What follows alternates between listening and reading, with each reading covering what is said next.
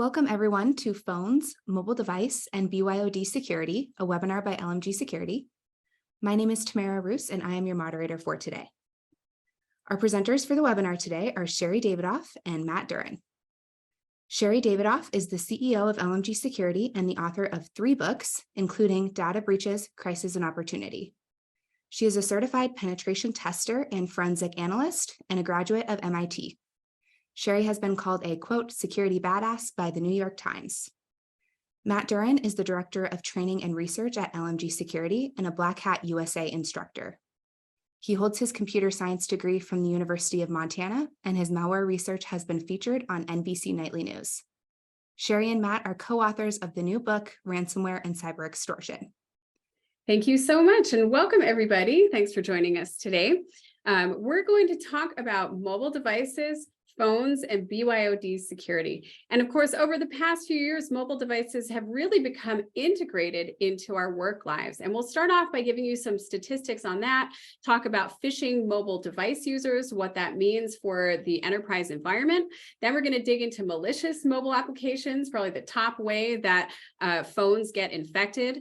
We'll also start digging into solutions like MDM software that will help you control devices in your environment.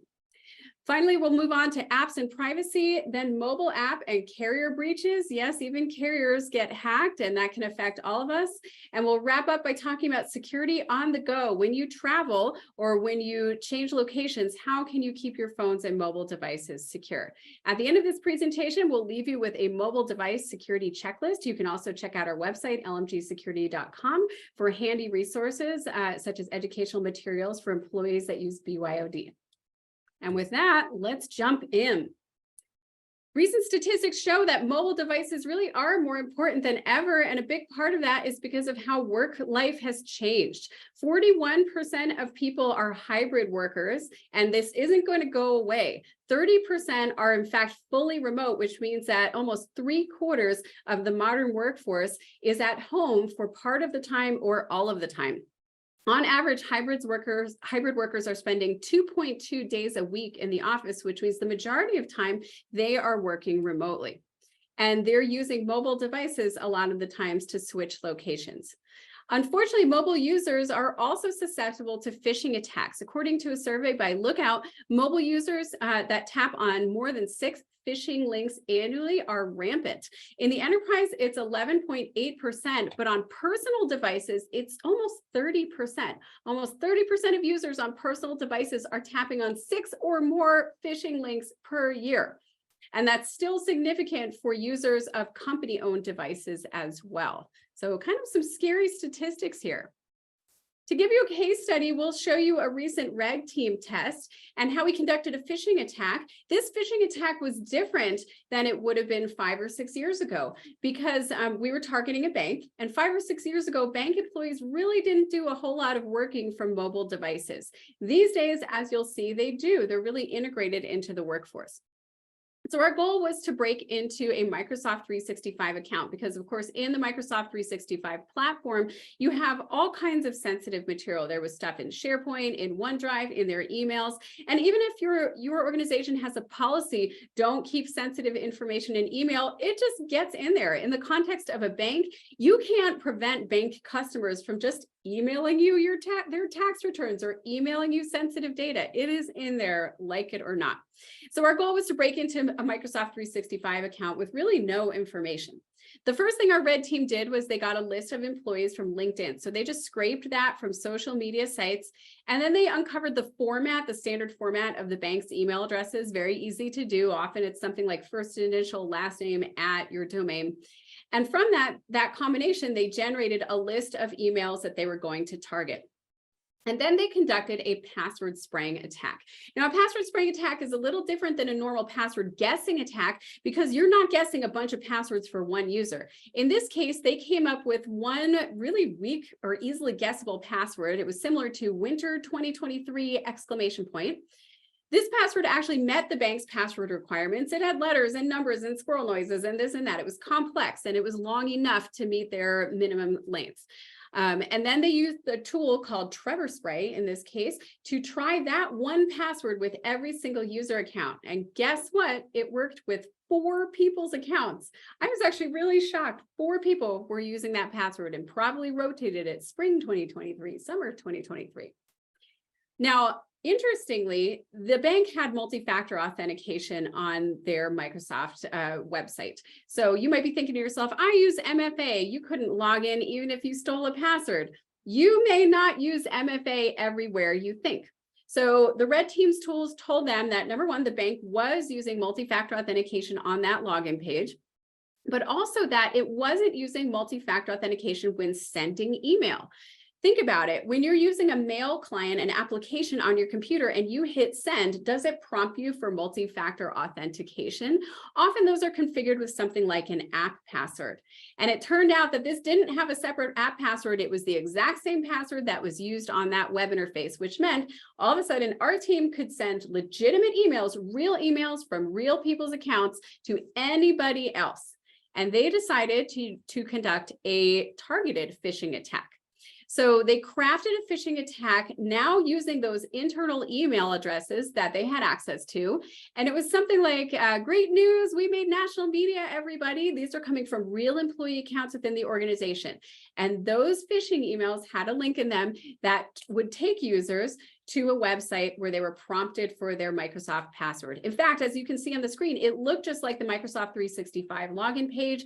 It actually was just a proxy. It would pass all the information back and forth. So you would think that you actually logged into your Microsoft 365 account, but in reality, the LMG's red team was grabbing passwords that were typed in. This worked like a charm. So they had access to those 4 employees' emails. They were actually able to get 4 more people to click on the link and enter 4 more passwords. All of those were vice presidents within the bank. And then at the same time, they were also prompting for multi-factor authentication tokens. So once you get a username and a password and a multi-factor authentication code, attackers can immediately log in and gain access to SharePoint and OneDrive and email and anything else that normal user would have access to. Interestingly, 3 of those employees were using desktops. 1 of them was a mobile user at 8 o'clock at night on an iPhone from their house. And this is the mobile workforce. You have all kinds of hybrid environments that we now need to be thinking about. We have to teach people not just how to not click on links in emails, but also text messages and also other forms like QR code phishing, which we're going to get to in a little bit. It affects all of us. The number one thing we need to do as we're embarking on the journey of securing our mobile devices is make sure we know what they are. What devices actually have access to your environment? These may be company-owned devices, in which case you can manage them using your normal asset management systems, or they might be people's personal devices. And even if they're personally owned, like BYOD, it's still very important to be keeping track of anything that has access to your environment so that you know if it gets hacked or where your data might be going. Mobile device management solutions, tools can help. Matt's going to get to those in a little bit. So make sure you're routinely conducting data and asset inventories. Little side note here, I just want to mention we have a new class that we're rolling out. We're so excited. It's called Penetration Testing for IT Pros. There's an upcoming class on July 12th, and you can check out our website for more. This will teach you what the hackers look for, what professional penetration testers look for, so that you can be keeping your environment updated on a regular basis and be prepared before you contract an actual pen test team. So check it out. Learn to pen test your network like the pros. All right, so the way you approach mobile device security is going to depend in part on what model you use. And Matt, we've been talking about this a lot, right? It's not just as simple as personal device versus company device. Take us through some of the spectrum of options that people have. Yeah, and spectrum is exactly the word you want to use for this, because there is not just a simple choice between bring your own device or have your company issue a device anymore. I mean, 7 years ago, sure, that was probably the case. But now that we've kind of evolved past that, we have this entire scale of kind of elements of the bring your own device kind of triad here. We've got bring your own device, which is literally bring your own phone and allow your company to give you access to your stuff. There's also company owned and choose your own device options, where the company can provide you with a device of varying kind of types and formats to suit your needs. And then there is a company-owned, personally enabled, a device your company can give you that you're actually authorized to do some of your own personal business on. So depending on your risk model and your risk tolerance, you need to really take a look at what you are willing to give up in terms of your security versus the privacy of your employees and how much control you're willing to assert over those devices. Again, it is a large spectrum. Even organizations that don't think they allow personal devices often do. According to /Next, a recent study, 71% of employees are storing sensitive work passwords on their personal phone. Maybe they have a notes file or something like that, and they're keeping their passwords on their phone. So that means if their phone gets hacked, your work accounts may get hacked as well. 66% of employees sometimes use personal texting apps for work use. In fact, I'd wager if you don't offer a corporate texting app, chances are pretty good that sooner or later your employees are going to be texting for work purposes because so many different people use texting as their primary means of communication. 59% of employees sometimes use personal private messaging apps for work use as well. And 57% are doing the reverse. They're using work email for personal use. So then we have to worry about personal data getting mixed in with our work information. So a lot of blurred lines happening. Interestingly, 43% of employees have been the target of a work-related phishing attack on their personal phone or their personal mobile device. And that might surprise you. How are the criminals linking those together? How do they know my personal phone number and where I work? Well, the same way that sales folks do. These are tracked and collected in lots and lots of different databases and associated with your profile, your identity. And researchers at Black Hat last summer actually showed that they could quickly and easily create a database linking 1 billion users' email addresses with their cell phone numbers. So this information is readily available. The use of business apps is also increasing on personal devices. 85% of employers require a work-related app to be installed on an employee's personal device. Think about that. And again, they might not think of it as BYOD, but even if you have an authenticator app, for example, on your personal phone, that is a business use for your personal phone. And if your personal phone gets hacked, it can compromise the security of your work accounts. Personal devices have a different risk model than company-owned devices, and that's really important to understand. You might have a personal device that you use every day and you hand it to your kid to keep them occupied, or you let your teenager use it to surf the web, or you may download various utilities. And one of the big ways that devices get compromised is because of tools and utilities and apps that are downloaded by the user. One reason we care so much about personal device security is because it can lead to full takeovers. A good example of this is Uber back in September of 2022.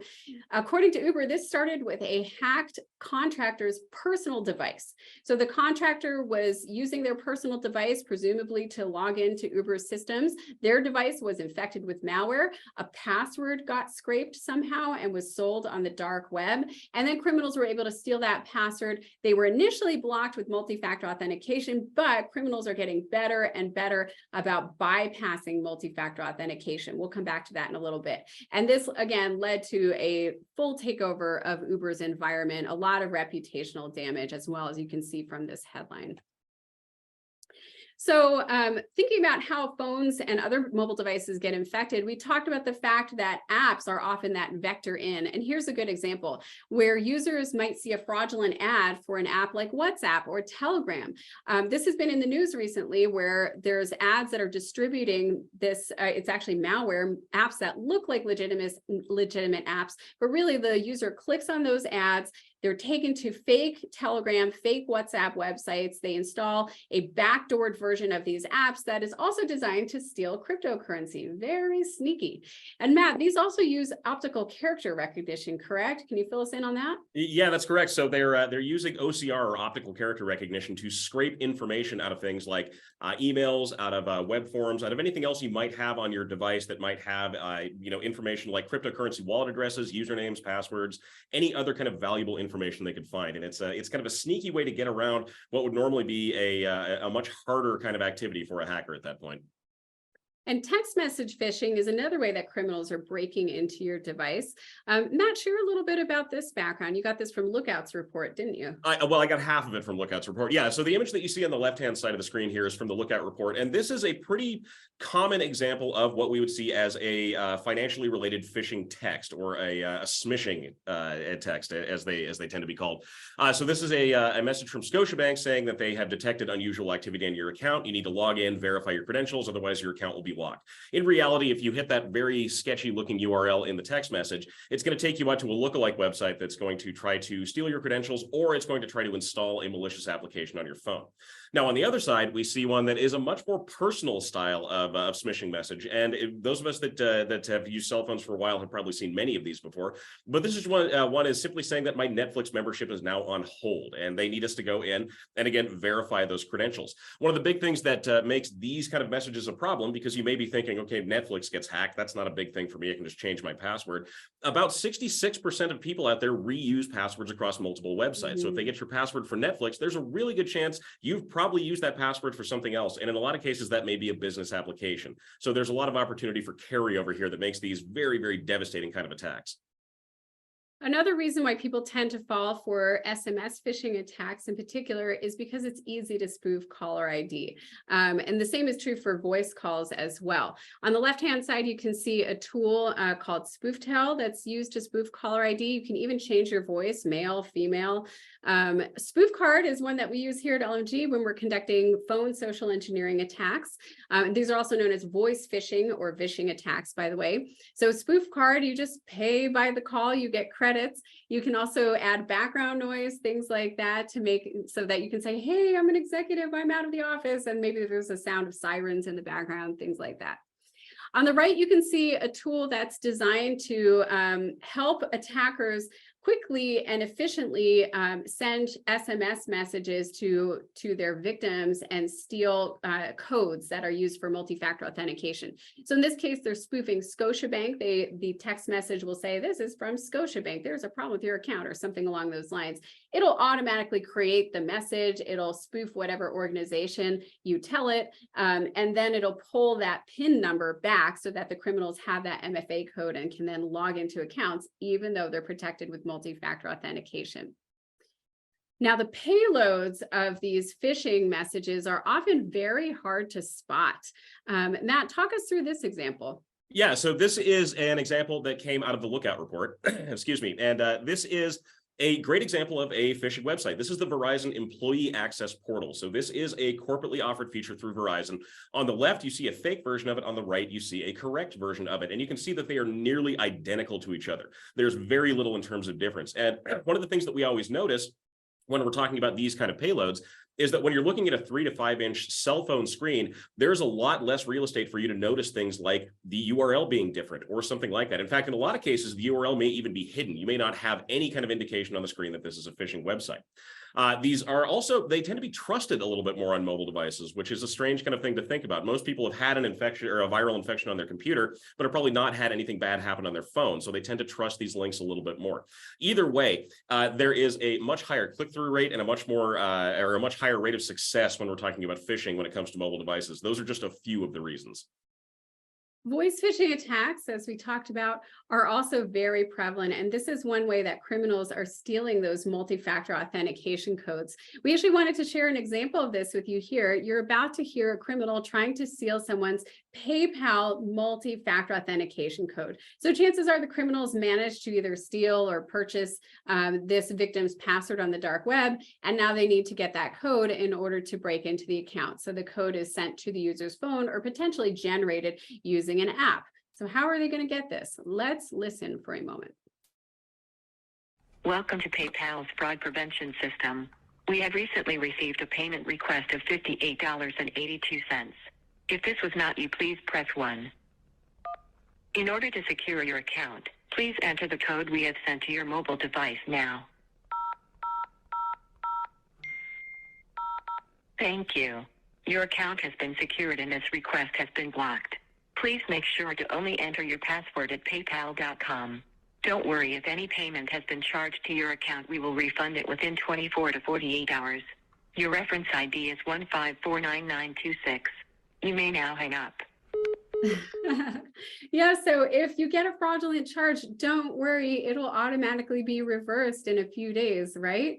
This is, of course, another tactic by the criminals to get you to not respond immediately if you do see something strange, like a fraudulent transaction. And by the way, credit for that voice message goes to Joseph Cox of Motherboard. Love that they took the time to capture that and to publish it. It's really helpful, I think, for us to analyze it and to see what we're up against here. And I also think it's interesting that the criminals are leveraging security as their scenario in order to steal people's numbers. So that's pretty tricky on their part. All right. Multi-factor authentication bypass is one of the top reasons why we see criminals targeting at mobile devices.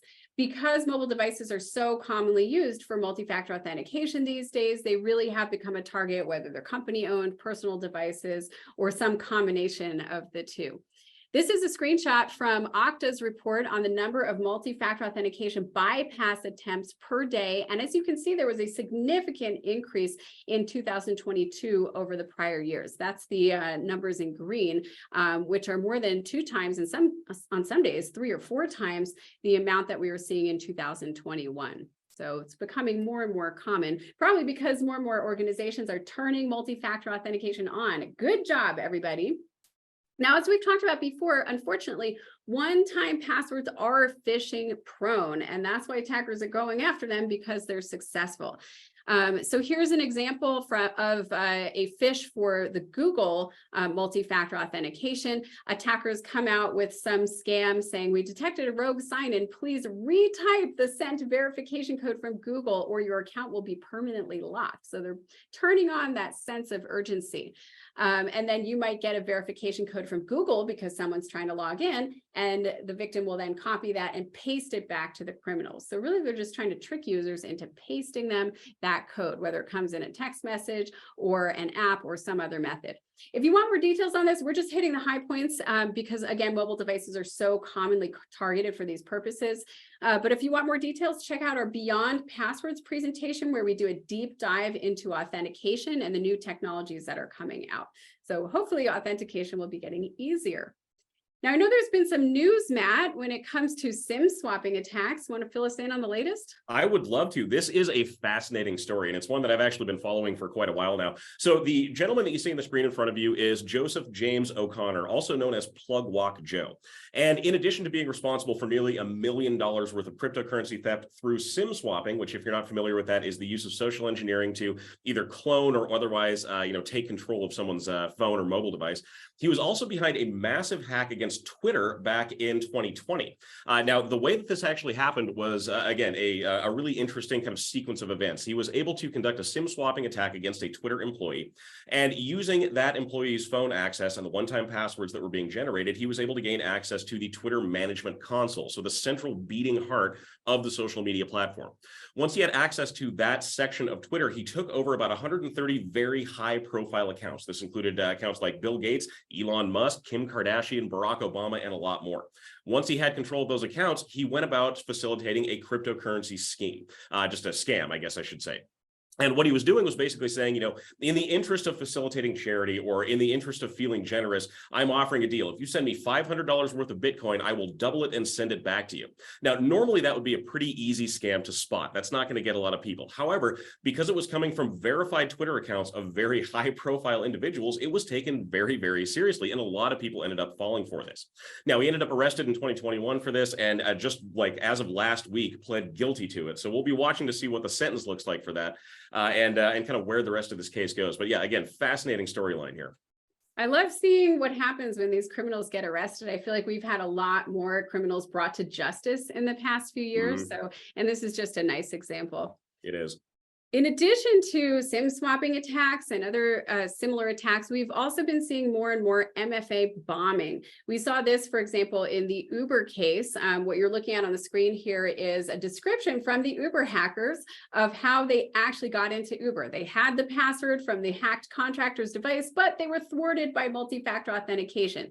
Good news, however, for the criminals, they were able to force push authentication. So remember, a lot of people receive pop-ups on their phone. Are you trying to log in? And then they're required to confirm. So they started that pop-up over and over and over again, just by trying to log into the website. There didn't appear to be any limit on it.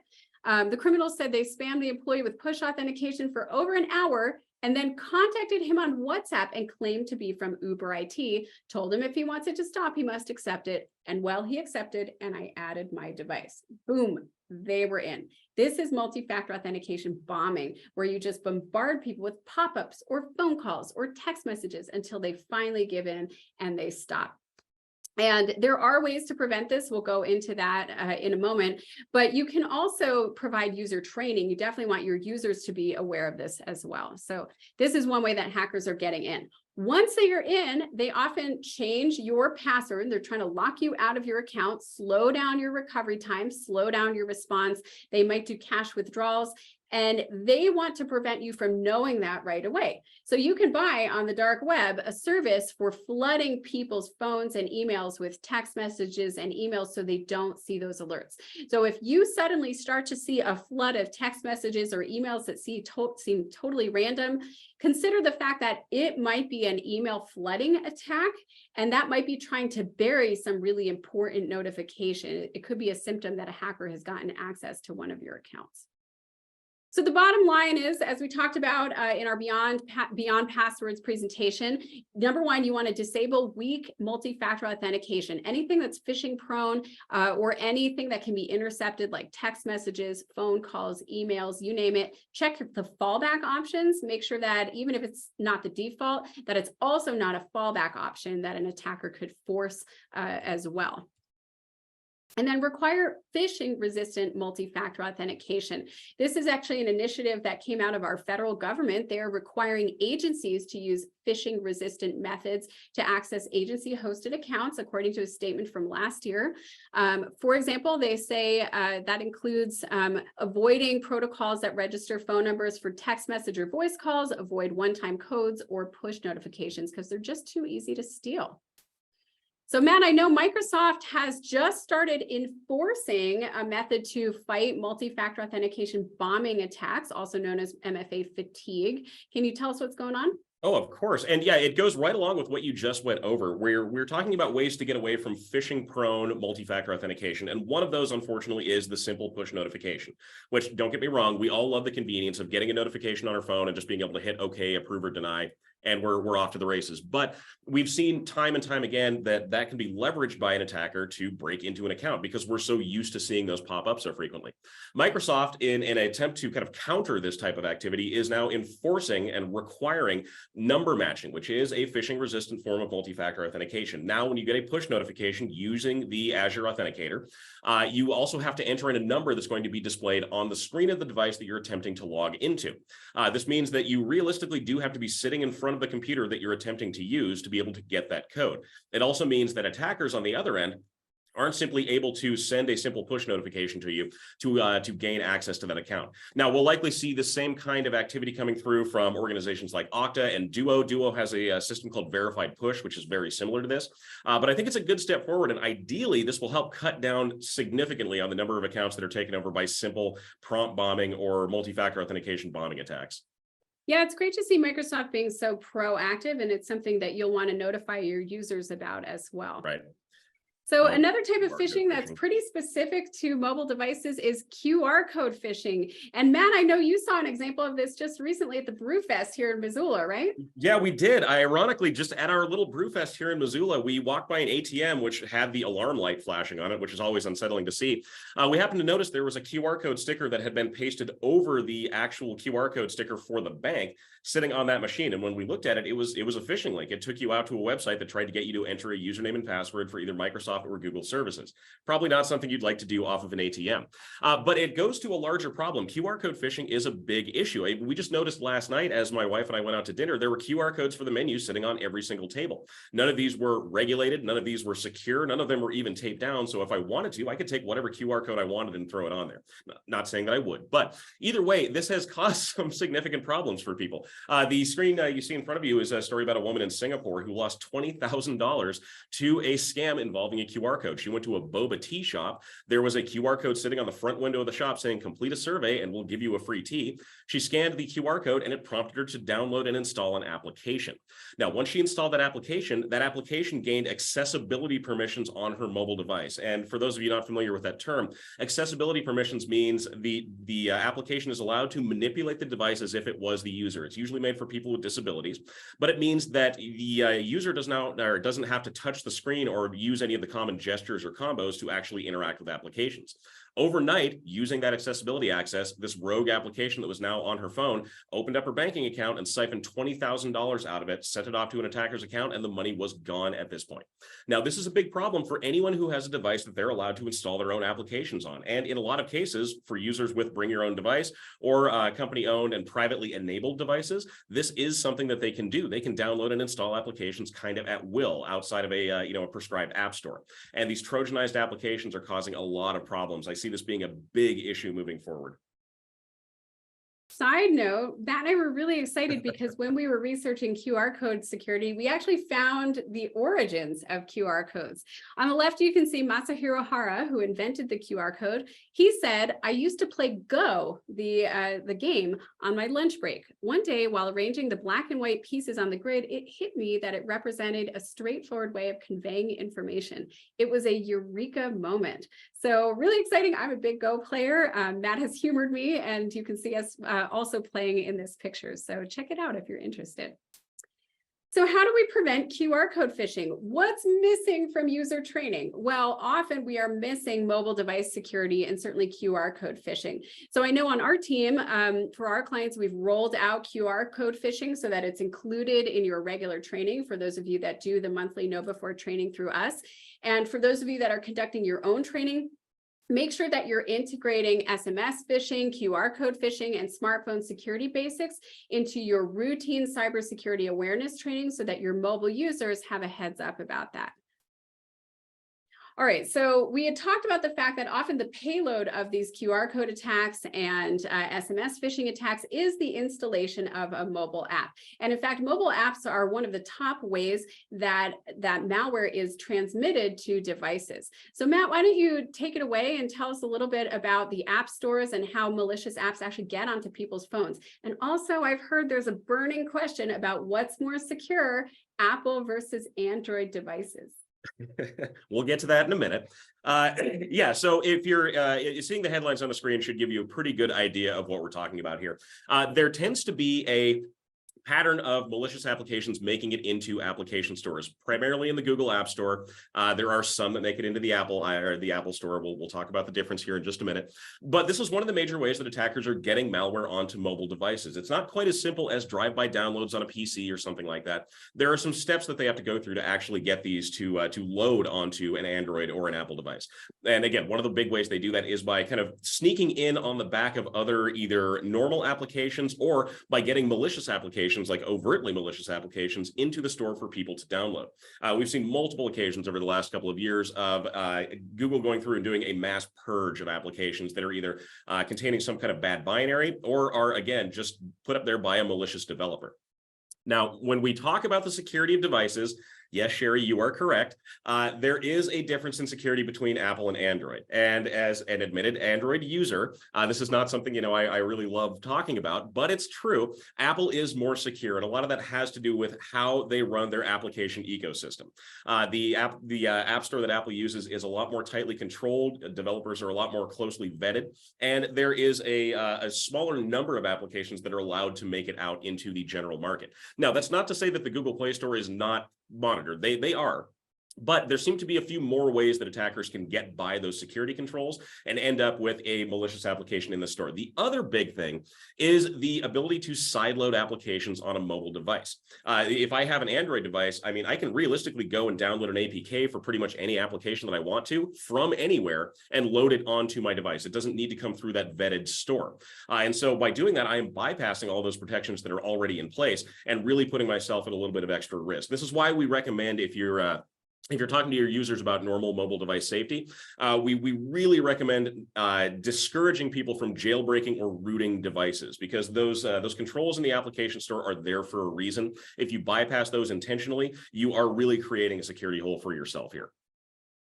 Matt, some more good news for Apple users. You're also more likely to get a bank loan if you use Apple devices. Just saying, just tossing that in there. Yeah. So there's a few different ways that people actually gain access to these apps in the Google Store, because it's not like you can just, roll through with a malicious app and just be fine. Usually those are going to get caught pretty quickly. So instead, what malicious actors out there are offering are things like loader services. Loader injects malware into a good application, or it binds it over onto another application. It allows you to bypass those security controls, those developer blocks and everything else, and it allows you to get your malware into the store. And these things can be anything. Usually they're fully functional applications like QR code scanners. That should be a pattern you're seeing develop here. Antivirus applications, ironically, financial applications, dating apps, photo editors, there's a lot of them out there. And in a lot of cases, these bound apps or these loaded apps will function the way that they're supposed to, but they have malware embedded in the back end. The advertisement you see here is from the breached forums, and this is someone selling loader services and guaranteeing about a week of uptime. So their malware can get into the Google Play Store, and they have a guarantee of 1 week or your money back to have that app available for download. And these things can be very expensive for loading into an app store, but very cheap if you're just going to bind onto another app. Now, to give you an example of how this actually happens, we have the kind of the loadout here for a banking Trojan on Android called the Xenomorph Trojan. And this has been a big problem. It keeps popping up over and over again in the App Store because it keeps getting loaded into other applications. But you can see kind of how this functions. We enter through either a malicious application from the store that a user will download, or through a phishing attempt. And that's going to be QR code phishing, smishing, something like that.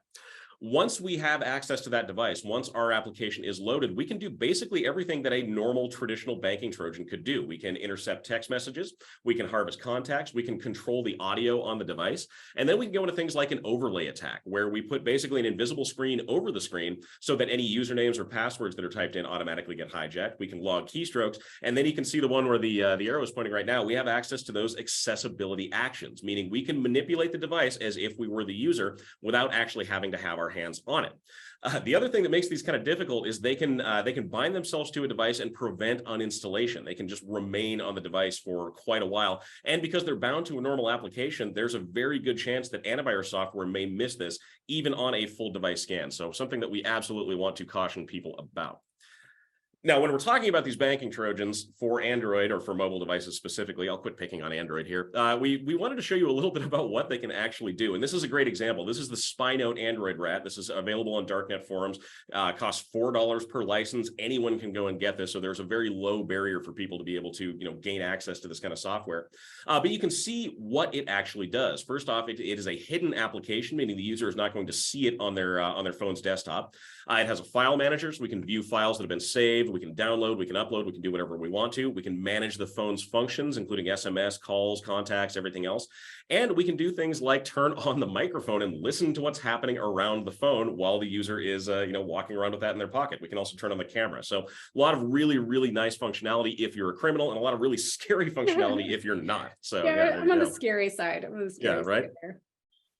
And just to highlight how this actually functions, this is a report that came out from Threat Fabric, and this was a great walkthrough of basically the simple series of steps that attackers will go through to bind to an application. So this is someone putting a Trojan onto a phone using what is ideally a fully appropriate application. Live Football Stream version 1.9 is not malware, or at least it's not intentionally malware, but it's being used as a side channel to get malware onto this device.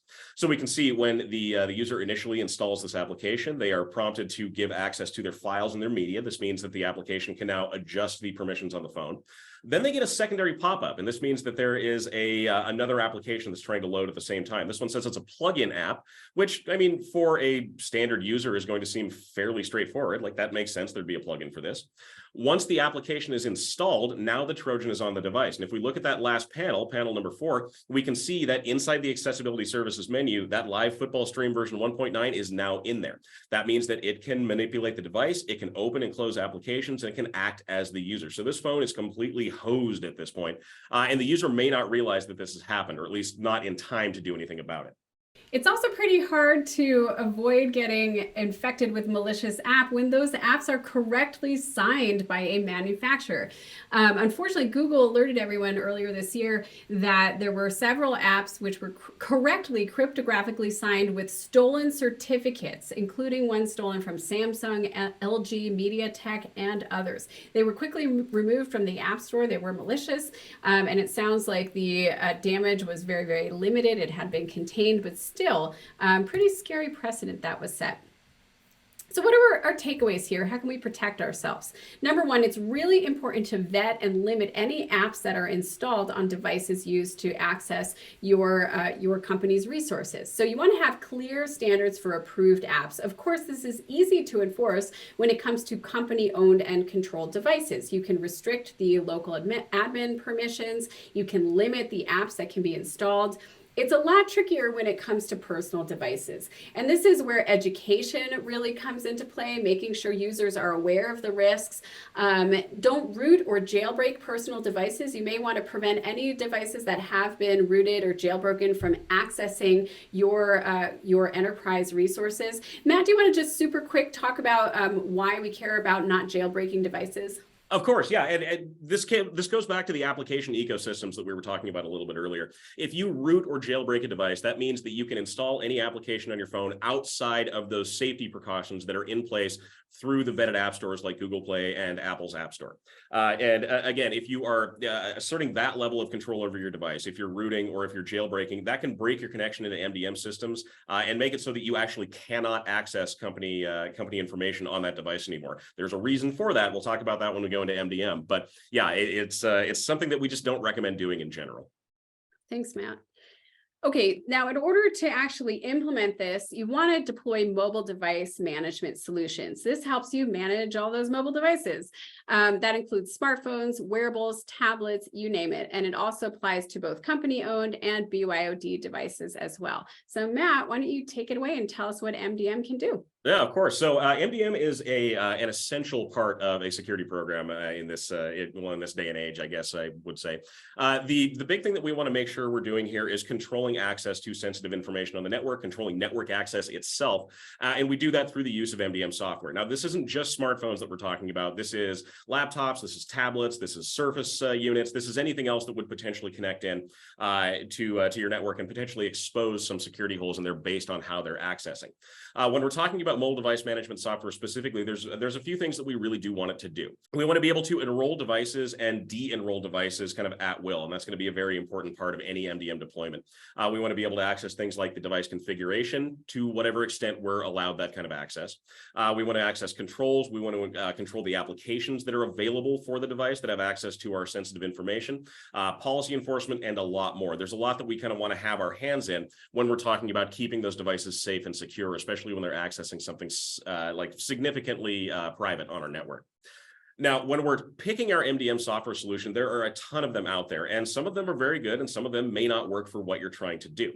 So we have to ask a couple of quick questions. First off, we want to know which devices we plan on supporting. Is this something that we're using specifically for Android and Apple devices? Do we want it to support Windows laptops? Do we want it to support Mac laptops? What are we actually trying to control at this point? We are also wanting to know what those devices actually need access to. Do they need full access into our network through something like a VPN tunnel, or are they just accessing something like Microsoft's M365 services? There's going to be different MDM implementations for each of those kind of scenarios. And then then what are the devices that we're actually looking at here? Are these company issued devices? Is it something that we actually have full control over? Or is this a full true BYOD device where we are going to have to basically get authorization from the user to be able to assert any type of control over that device? And that becomes a very, very touchy situation with people, understandably. And it's something that you absolutely want to have nailed down before you jump into a MDM deployment. So as an example of this, let's talk a little bit about Microsoft Intune. Now, Intune is not by any means the only, or even in some cases, the best solution out there, but it is very, very popular, and it covers a lot of what we like to see inside of a mobile device management platform. Now, if you're not familiar with Intune, Intune is available through the Azure ecosystem. It integrates directly with Azure Active Directory, and it can be used to control access into your Microsoft services. This includes things like your local Active Directory if you're running a hybrid environment, your cloud-based virtual machines, your mail system, your SharePoint, and a lot more. This is great if you rely heavily on Microsoft 365 services. And it also gives you a lot of really nice features to keep bad guys from getting into the network when they may take over an account or even a device that your user may have kind of lost control over. One of the big things they include with this that is very useful for stopping that kind of intrusion is what are referred to as conditional access policies. And conditional access policies are, well, they're just that. They are policies put in place to restrict access into your ecosystem, into your environment, based on things like the device's location, the device being used, its compliance status, its risk status, its application that it's using, and a lot more. Here's a couple of good examples you can see on the screen here. This is me tuning our Intune system, or our mock Intune system, to require multi-factor authentication challenges for any risky sign-ins from a device. So even if a phone has been trusted or a device has been trusted, if it logs in from a strange location or at a strange time or something along those lines, it's going to prompt for that extra MFA challenge, which is what we want it to do. We're also requiring that anyone with an administrator account inside of our system have phishing-resistant multi-factor authentication as a requirement. Now, obviously, with Microsoft, this is getting a little bit easier because now everyone has to have this, but previously we could specify this for our high-risk or high-impact accounts. Bookkeeping, finance, executive accounts, all of these should have these features enabled. Finally, on the side here, you can see restricting access to the environment based on the device that's being used. So if I attempt to access this account with anything other than an Android phone, which has already been pre-approved through the Intune system, or a Mac laptop, which again has already been enrolled through the system, it's going to block my sign-in, notify my administrator, and we're going to know that there's something wrong with either my device or my account.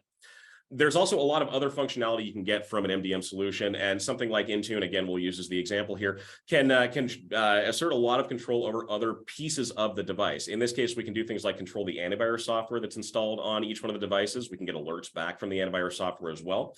We can control things like full disk encryption. We can enforce things like screen timeouts, a secure PIN, biometric authentication, and a lot more. And you can see here on the screen, this functionality extends way outside of the Windows ecosystem. It goes into Android, it goes into iOS, and a lot more. So when you're looking at your MDM solution, again, make sure it actually covers the devices that you're trying to look for here.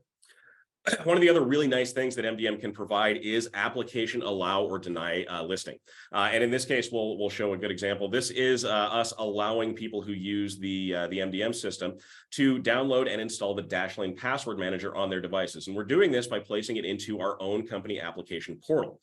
This means if the user is at all concerned or confused about what devices they can and cannot install, all they have to do is open up that company app portal, and there's our list of approved applications ready to go, one-click install. And now we, as the administrators, have access to update, to maintain, and to secure those applications in an appropriate way. So again, great way to keep the phone a little bit safer than it would just downloading things randomly off of the App Store or from a third-party application. So often another issue is that you might be careful about what apps are installed, but sometimes the app developer doesn't fully vet all of the dependencies, all of the software that go into making that app, the ingredients. An example of this is the CDC. The United States Center for Disease Control and Prevention pushed out various apps for public use, and then later found out that one of the software dependencies called PushWush that was integrated into these apps was actually of Russian origin, which of course raises concerns about nation-state attacks and the general security of our infrastructure. So these were removed from the app stores, and presumably they're being refactored. But again, just goes to show you that you may trust an app developer, but they really have to be doing their due diligence and understand all the different components that go into their apps. Another issue is that apps collect a lot of sensitive information on us. And we'll talk about that more in a little bit. You certainly have some control over that. But sometimes the app developer may choose to release or share anonymized information or non-anonymized information.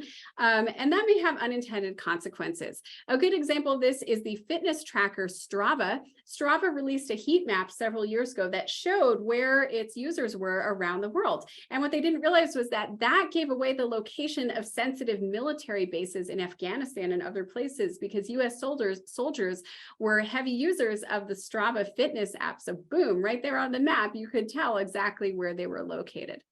So again, sometimes unintended consequences. It's always a good idea when you can, for privacy anyway, to opt out of personal data collection.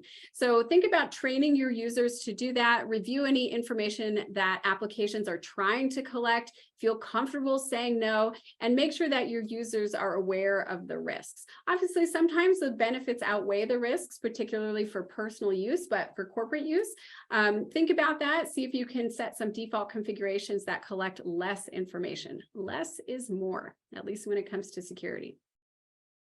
We couldn't really do this presentation without talking about TikTok. TikTok has been all over the news, and our home state of Montana is now the first state in the nation to ban TikTok. Thank you, Montana, for putting us back in the headlines. So TikTok, of course, is a very popular mobile app used by, well, there's 150 million accounts that are based in the United States, used by a huge segment of the US population. And it is owned by a corporation based in China called ByteDance. So for a long time, there have been concerns about the privacy of sensitive data collected by this app, particularly because it does collect an extensive volume of data about you. Not just basic things like your name and your age, but also the content of messages you read, any images that you publish, or videos or text, your credit card information, all of your activities, including some on other websites or apps or in stores, file names, file types. And here's where it starts to get even creepier. Things like your face, of course, appear in those videos, and they can analyze it. They can analyze your keystroke patterns and rhythms. Over the past few years, we've seen researchers come out with ideas for authenticating users, by the way, based on keystroke patterns. That is kind of a fingerprint for you. So it'll be interesting if that goes anywhere for authentication purposes. It's concerning, of course, when any app collects this extensive information on you and you may not know what happens to it or how it could be used. Personal privacy is intertwined with security. This is one of the fundamental reasons why mobile device security is so important, because it collects a lot of personal information and that can be used to undermine the security of your organization. For example, personal information is often used to conduct things like phishing attacks, social engineering scams. It can get people to click on links or send information. It can be used for corporate espionage, intelligence to gain economic advantages, and even extortion, which of course, now that we have ransomware and cyber extortion, these have been global epidemics, and we don't really want to give criminals any more fodder to execute any more attacks. For these reasons, corporate security leaders, according to the Wall Street Journal, have been weighing bans on TikTok. Our federal government in the United States passed a No TikTok on Government Devices Act, and just within the past week, Montana has now become the first state to ban TikTok entirely. Remains to be seen whether that can actually be enforced, but in the meantime, there's been a lot of movement against TikTok, and also it's raised awareness about similar apps. Now, even good apps can have bad days. There may be apps that are collecting and storing sensitive information about you for legitimate reasons. United Healthcare is a great example. Unfortunately, United Healthcare was hit with a mass credential stuffing attack and has now disclosed a data breach. Matt, why don't you fill us in on the details here? Yeah, I mean, I just kind of feel bad for United Healthcare at this point, because realistically, this wasn't a problem with their application, or at least not a problem with the code security or anything else like that. The problem here was that users of the application were not stopped from using weak or easily guessable passwords, and there's no enforcement of multi-factor authentication on this app. So when attackers decided to specifically target the UHC application, knowing that it housed a lot of really, really nice, important, sensitive data, there was very little in place to stop them. Now, initially, the compromise of the UHC application, or I guess individual versions of the UHC application, happened back in February. It was between February 19th and February 25th. Now, UHC actually noticed some suspicious activity happening within the application system on February 22nd, but did not really take any action because, well, realistically, it didn't appear to be a problem with the application itself. They determined by April 10th that unfortunately enough information, like enough accounts had been compromised and enough information had been accessed that they needed to come out and proactively declare that there was a breach of data inside the application. Now, when we're talking about what was actually impacted, this is a fairly extensive list of information. We have things like the client's first and last names, their ID numbers, their birth dates, their claim information, their insurance group names, their numbers. A lot of medical information or health information was potentially exposed here. On the plus side, Social Security numbers and driver's license numbers were not affected. However, even though this was not necessarily a problem, again, with the UHC application, UHC is proactively offering 2 years of LifeLock as a compensating control for users of the system who may have had their data potentially impacted by this attack. I think it's a good move on their part. This is really fascinating because I don't think you would have seen this again 5 or 6 years ago.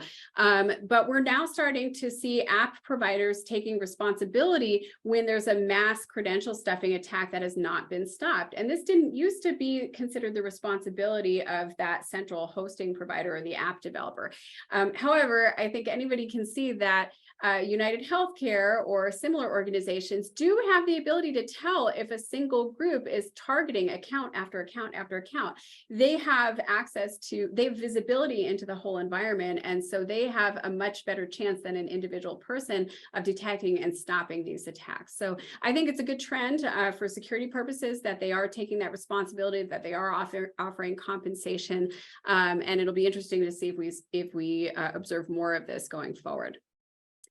Unfortunately, carriers lose data too. I had to mention this because just this year, we've seen 2 major carriers, T-Mobile and AT&T, alerting their customers to a significant data breach. In the case of AT&T, it was actually because of a breach of a third party, 9 million users. And then in the case of T-Mobile, it was actually 37 million customers. So of course, that can impact our organizations.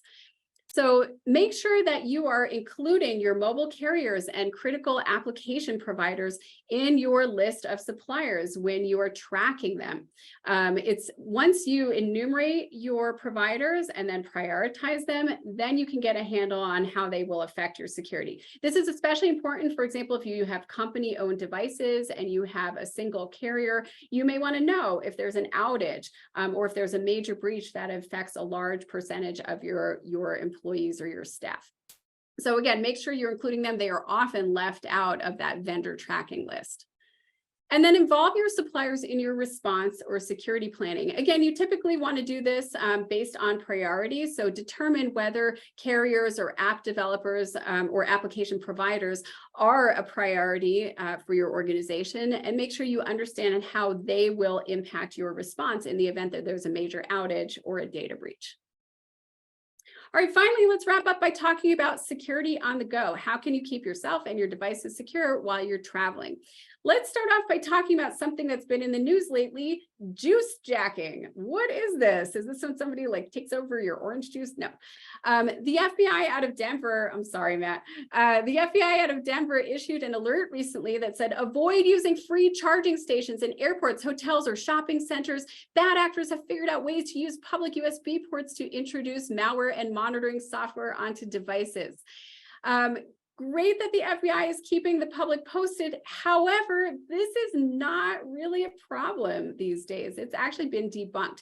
Back in 2011, researchers did demonstrate a theoretical attack. It occurred at DEF CON, where researchers set up a hacked mobile charging station and demonstrated how they could suck information from mobile devices that people plugged into it. However, Apple and Google and other manufacturers changed the way their devices worked. And nowadays, it really is in the realm of the theoretical. Is it theoretically possible for attackers to install malware on your device? I suppose so. Is this something we see in practice? No. Criminals are not really sneaking around airports trying to figure out how to hack into your charging stations. They would rather just send you a phishing email and wait for you to click on it. And in fact, this was debunked in Snopes, Snopes, they said, while it is technically possible for criminals to steal information and or install malware via public USB ports, no evidence has been presented that this practice is widespread. So for once, I am here to tell you, you can rest easy. Juice jacking is not a major issue. Now, if you do want to be really safe, you can always just use AC outlets. I normally do that and use your own power adapter, or you can use a USB blocker, which can be particularly handy if you need to charge your phone by plugging it into somebody's computer or something along those lines. Often we get the question, should we refrain from using public Wi-Fi? Big question, and the answer has evolved over the past several years. You certainly can. I mean, it's definitely lower risk to just not use public Wi-Fi, but that's not realistic in a lot of scenarios. And in fact, these days, most organizations consider it a reasonable risk to allow their team members to use public Wi-Fi. It's also hard to control. Certain NBMs can restrict network connections, correct, Matt? I believe Intune is one of them, but there's some caveats to that. Yeah, Intune and Manage Engine and other large-scale reputable mobile device management software suites can control that. However, we have to keep in mind that by allowing that kind of level of access, you are essentially taking over control of a device. So if someone is a pure BYOD user, they may not be comfortable with allowing that level of control of their hardware, and you may not be able to install that system. Remember that employers are also trying to balance privacy with security. And so you may not want to have full device control when it comes to your users. So these days, it's often considered a reasonable risk to allow people to hop on public Wi-Fi. And there are tools that help you do this much more safely than you could in the past. First of all, you can use a VPN to just add that extra layer of security. They are quick and easy to install. You can make sure that encryption is turned on when you surf the web or send any sensitive information. And finally, you want to make sure that you harden those mobile devices. What do we mean when we say harden mobile devices? We mean keep the operating system up to date, make sure you deploy patches, use a reputable antivirus, and all of those components that come into making sure your systems are secure. For many organizations, hardening mobile devices is not optional, it's required.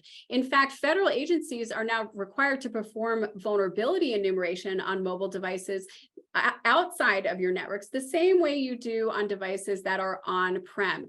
Now, of course, CISA has acknowledged the fact that this is not always possible. The mandate starts with where the capability is available, but nonetheless, it really gets to the point that scanning for vulnerabilities needs to include your mobile devices outside your on-prem network infrastructure, in addition to the ones that are traditionally inside. Really important. Another consideration is going to be remote workers that travel, people that aren't always logging in from a specific or static location. And this can also come into play when we're talking about the use of VPN software, or even just the use of mobile networks. Those IP addresses tend to shift and change very, very regularly, and don't always appear to be coming in from where the user is actually located. A great way that you can go about this is by training your staff, training your team members to inform IT of any upcoming travel. If they're going to be flying overseas, if they're going to be moving to a different location in the country, something like that, having an easy way for them to report that they're going to be on the move can stop a lot of those surprises from popping up. We don't want IT staff to be surprised when someone logs in from Florida when they were supposed to be working in Ohio or something along those lines. Another way that this can be used to your advantage too is through those conditional access policies that we utilized a little bit earlier. When we're talking about restricting access to networks, we can program that into our MDM software and into the applications that we're using to restrict access based on sign-ins that come from strange areas of the country. Now, again, if you're using something like a VPN service and it's coming out of somewhere like, I don't know, say Lithuania, that can cause problems trying to log in and can block you from being able to access some of those devices, which does unfortunately happen from time to time. But again, training your users to let people know about that, and then training them to report if they run into any problems right away can be very, very helpful. Another question we get a lot is, should we restrict access from certain countries? This is particularly challenging when you may have users that travel or are spread around the world. There is no one canonical list of good versus bad countries when it comes to data security, but there are certainly countries where they're more likely to be doing things like traffic interception or misusing data that they may be collecting. So a good place to start is the U.S. Treasury's list of sanctioned countries maintained by OFAC, the Office of Foreign Assets Control. You can see the link to that on the screen. The EU also maintains a list of, a list of secure third countries where it is acceptable acceptable to share information. Interestingly, the United States is not on that list because we have fairly loose information sharing practices. But if you want to have a list of countries that are extra secure and protect user privacy, this is a good list to start with. Finally, let's talk about lost or stolen devices, the perennial problem that comes up when people are traveling. Mobile devices go missing all the time. Back in the day when I started in security 20 years ago, lost and stolen devices were the big cause of data breaches that we were seeing. And a big reason why is because devices were not commonly encrypted at the time. Nowadays, your phones, your tablets, other mobile devices often have built-in encryption. In fact, they usually do by default. And that means when they're lost, you often don't have to declare a data breach. However, there's still a risk. In fact, as you can see from the Verizon data breach investigation report, lost devices are up, theft of devices are a little bit down, but a lot of times theft of these devices is driven by financially motivated criminals. They just want to steal your phone and sell it on the black market. They're not necessarily looking to crack the encryption and get all of your sweet, juicy data. They're just trying to make a buck. So you do want to make sure that you have encryption turned on. You do want to make sure that you have that as a baseline standard for anybody who's accessing your resources using BYOD. I do want to mention that on the screen here, you can see a news article about dozens of Parliament IT devices used by MPs and Lords go missing. So definitely very concerning, but this is one of the few articles that we're seeing these days about lost and stolen devices. And again, you're just not seeing this in the headlines that much because we are doing a good job. Good job, everybody, making sure that encryption is widely deployed. And we have the support of technology vendors in that process. So make sure you're using strong encryption. Happily, that's the default these days for most devices. I would make sure you're requiring it by policy. Make sure you have strong authentication on your devices. The few times lately I have seen organizations need to declare a data breach is when there's not strong authentication or a password or PIN is taped to the device, something like that. So make sure you have a strong PIN or even better biometric authentication. You also want automatic screen locks, so that screen is locked if someone steals your laptop on the bus. PIN lockouts, if people keep trying the PIN, they're not going to get on. You want to make sure also that people are backing up their data. These days, probably the biggest risk of a lost or stolen device is loss of data, since often those devices are not backed up as effectively as our workstations. So if a lost or stolen device does go missing, you can remotely lock it, which again can help, or wipe it, which can help reduce the risk of a breach. Matt, this is from a mobile device management solution, correct? That's correct. Yeah. So this is coming through the Microsoft Intune system again. And the entire point of this, as Sherry mentioned, is in the case that one of your devices does go missing, this is your break glass in case of emergency kind of fallback option. Using a properly implemented mobile device management system, we can basically queue that device to perform a number of actions the next time it connects to the internet, either through a mobile carrier or through a wireless hotspot. We can have it wipe all the company data off of the phone, specifically if we have that level of segregation between the normal applications and the company applications. We can wipe all data from the phone if we want to go that way. We can enforce a full screen lock where we can just shut the device out and make it so that nobody can access the device except for IT staff with a new unknown PIN. We can remove managed applications, and then as our nuclear option, we can actually wipe, in some cases, the entire operating system off the device. If we're really that worried about it, we can annihilate anyone's ability to even turn that device on and boot into its normal mobile operating system at any point in time, again, assuming that we have that level of control over the device. So with that, we've gone through a lot of different ways that mobile devices are targeted, everything from phishing to infected apps to ways that they can be lost or stolen. And we've talked about different preventative and proactive measures that you can help ensure security if any of those things happens. Here's a mobile device security checklist for you. First, you want to make sure that you have appropriate device and access control to minimize risks. Defend against mobile phishing attacks, which are becoming increasingly common, particularly those attacks on multi-factor authentication. Make sure that your users have safe habits like opting out of personal data collection whenever possible, making sure their web traffic is encrypted, using a VPN. Make sure you have strong software security. You're hardening those devices, keeping those operating systems up to date. Make sure you're including mobile devices in your supply chain security. Include those carriers and important app developers in your list of vendors and include suppliers in response. And finally, manage your physical security. Set strong passwords and biometric authentication. Make sure your device level encryption is on. Backup data on mobile devices. Have a clear process for reporting lost and stolen devices.